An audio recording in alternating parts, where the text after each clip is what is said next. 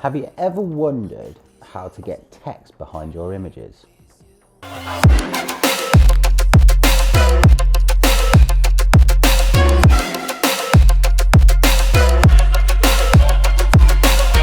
So a method usually used with like magazines or posters, getting the text behind an image or an object, like how the hell do you do it? So what we're going to do today is show you a quick and simple way of how we do our posters and our advertising material in Photoshop. So first things first, what you want to do is get an image.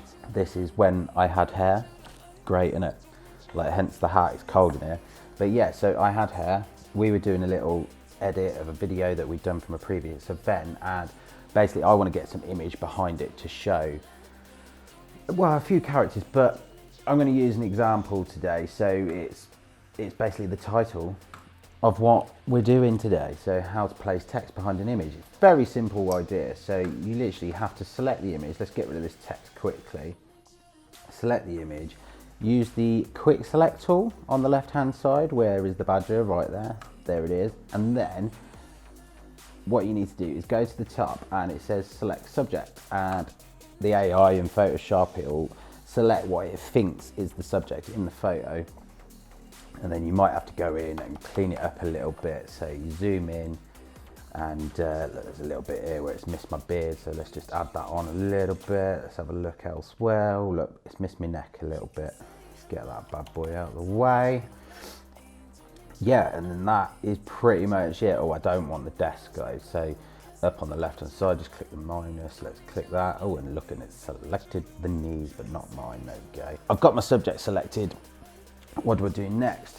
What I want to do is, let's turn the writing on for a second. Because I only want the how to place text hidden behind like mine and Paul's heads, I just have to click on group one. Oh, let's be organized. Let's rename it so we know exactly what we're doing. So how to place text.